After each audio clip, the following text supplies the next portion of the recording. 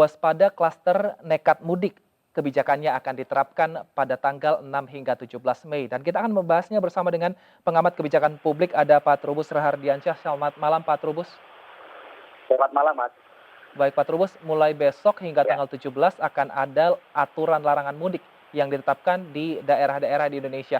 Menurut Anda, apakah kebijakan ini di saat ada juga budaya untuk mudik berkumpul bersama keluarga saat Lebaran ini tepat di saat pandemi seperti ini, Pak?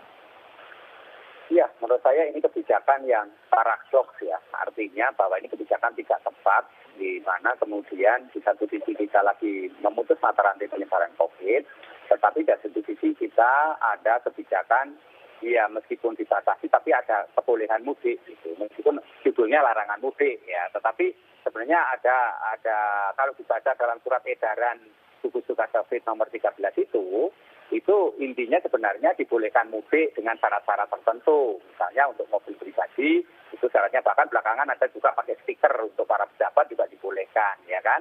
Juga ada perjalanan dinas, kemudian ada karena keluarganya yang meninggal atau yang pokoknya berkebutuhan khusus lah, itu dibolehkan. Sebenarnya, nah karena itu menurut saya kebijakan ini menjadi kontraproduktif dengan kondisi di mana kita ini sedang melakukan pencegahan terhadap penularan COVID yang belakangan ini makin naik dan kita tidak mau, terus terasa kita nggak mau belajar dari kebijakan-kebijakan yang keliru pada awal sebelum-sebelumnya, di mana pada Lebaran tahun lalu, mudik tahun lalu itu ada kenaikan 93%, ya kan, kenaikan penularan. Nah, harusnya itu untuk sekarang itu harus dilarang semuanya, apalagi kemudian yang libur terdekat, misalnya libur Nataru kemarin juga terjadi peningkatan yang cukup tajam juga, signifikan lah kira tajam juga gitu. Jadi ini menurut saya memang kebijakannya menjadi tidak tepat, di mana ada larangan mudik tetapi isinya sebenarnya kebolehan mudik, tetapi di satu sisi kita juga sedang menanggulangi penularan COVID. Di satu sisi juga ada lagi kebijakan pembukaan tempat-tempat wisata. Nah ini juga menjadi masalah. Di samping juga ada pembukaan tempat ibadah, ya, sholat tarawih dan sebagainya kan dibolehkan tuh. Nah ini menurut saya menjadi hal yang disebut paradoks gitu loh, Mas. Saya kira itu, Mas.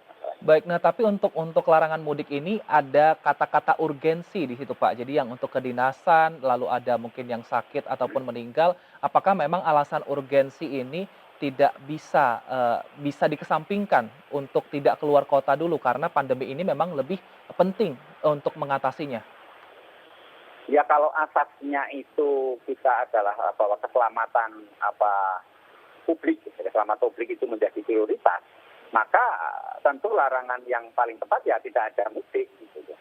Jadi kita bisa melakukan belajar dari mudik tahun lalu, di mana kita masyarakat juga tidak mudik. Pada saat itu malah masyarakat kita relatif patuh, di mana kemudian masyarakat itu karena belum tahu prokes, belum ada vaksinasi juga gitu ya. Pada akhirnya mereka sangat patuh. Nah sekarang berbeda.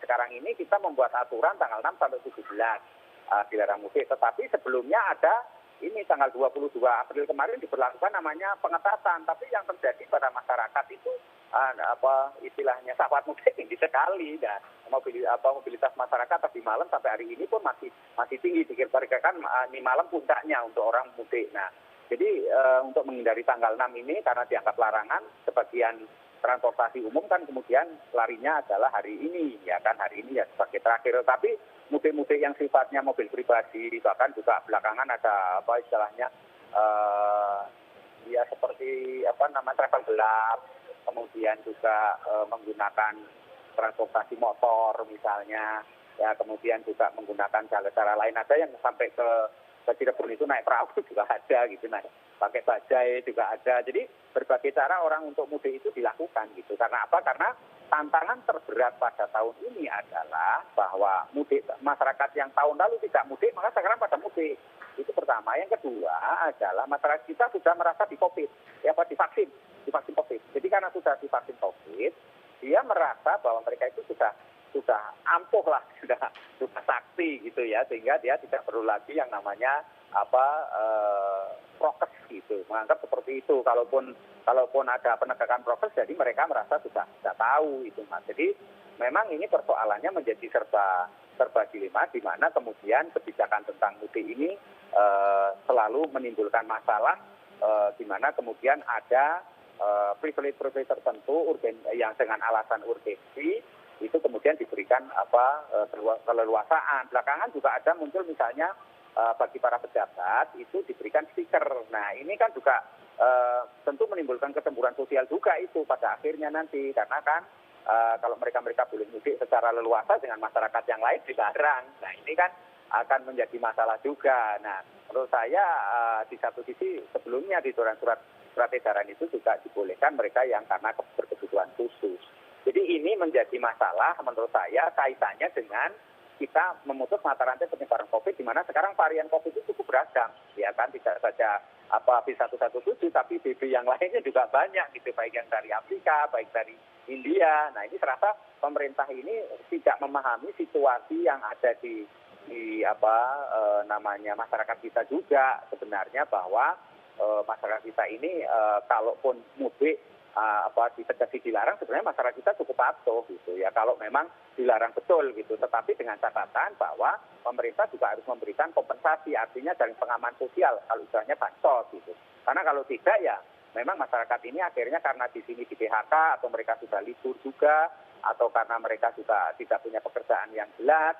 Nah kesulitan di sini tidak ada bansos juga yang selama ini diterima tapi nggak ada, ya akhirnya mereka jalan satu-satunya ya mudik gitu, karena nggak ada lagi jalan lain kecuali itu yang dilakukan gitu. Jadi Baik, nah tapi salah satu alasan pemerintah mungkin untuk memperbolehkan warga mudik adalah mungkin agar perekonomian di skala mikro, kecil menengah ini bisa berjalan, sehingga pemerintah pun mendukung untuk tempat wisata buka, dan kemudian Ibu Sri Mulyani juga mengatakan berbelanjalah untuk lebaran seperti itu.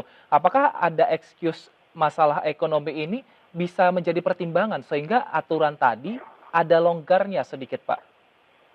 Iya, kalau lihat inkonsistensi aturan atau dalam bahasa ambigu aturan ataupun mencela-mencelanya aturan, menurut saya memang karena pemerintah pertimbangannya di sektor ekonomi.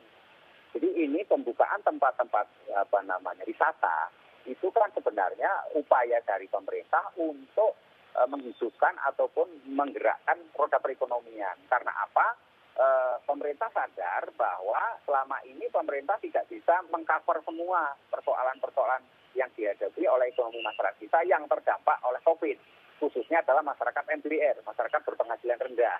Karena apa? Karena mereka ini satu, ya daya beli masyarakatnya itu sudah turun drastis.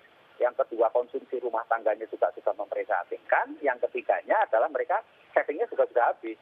Nah inilah kemudian pemerintah dengan strateginya menurut saya yang tidak tepat sebenarnya adalah tetap membuka sektor-sektor perekonomian dengan harapan perekonomian ini akan menolong kegiatan ya UMKM. Dengan adanya mudik diperbolehkan dalam tanda petik meskipun dilarang, itu juga memberi ruang agar perekonomian di daerah juga hidup gitu loh Mas. Ini kan sebenarnya upaya, tetapi perlu diingat ini sangat berbahaya.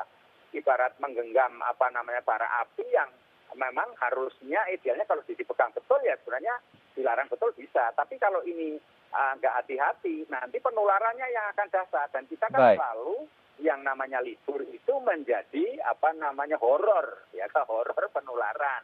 Nah ini yang harusnya menurut saya pertimbangan ekonominya itu bisa dikalkulasi sedemikian rupa antara public health atau persoalan penanganan COVID dengan persoalan ekonomi ini bisa disinkronkan gitu kan. Kita sudah 14 bulan berjalan ini dan kita juga masyarakat sebenarnya nggak ingin lagi kembali nol lagi atau seperti terjadi di India lah kasarnya gitu. Nah posisi Indonesia sendiri sekarang dalam posisi yang terjepit karena negara-negara misalnya Singapura ada kenaikan, Thailand, Kamboja, Manila, bahkan Papua Nugini dan Timor Leste juga dalam posisi yang mengerikan juga. Nah Indonesia juga dalam posisi yang ngeri sedap gitu ya, karena kalau kemudian itu penularannya dari para WNA dari Tiongkok yang datang pakai Lion Air kemarin juga dengan alasan WNA TKA itu juga akan menjadi peluang Mas, dari di mana penularan akan terjadi lagi. Itu saya rasa menjadi tantangan terbesar Mas. Baik. Terima kasih Pak Trubus Rahardiansyah, Ya, pengamat kebijakan publik atas informasinya dan juga sharing-nya tadi. Semoga apa yang kita bahas ini bisa didengar pemerintah dan seluruh masyarakat sehingga ya. angka COVID-19 bisa dikontrol oleh seluruh pemerintah daerah. Terima kasih dan selamat Ya. malam Pak Trubus. Pemirsa, mudik memang sudah tradisi bertemu sanak saudari untuk silaturahmi. Jangan lupa untuk menjaga diri karena saat ini masih pandemi.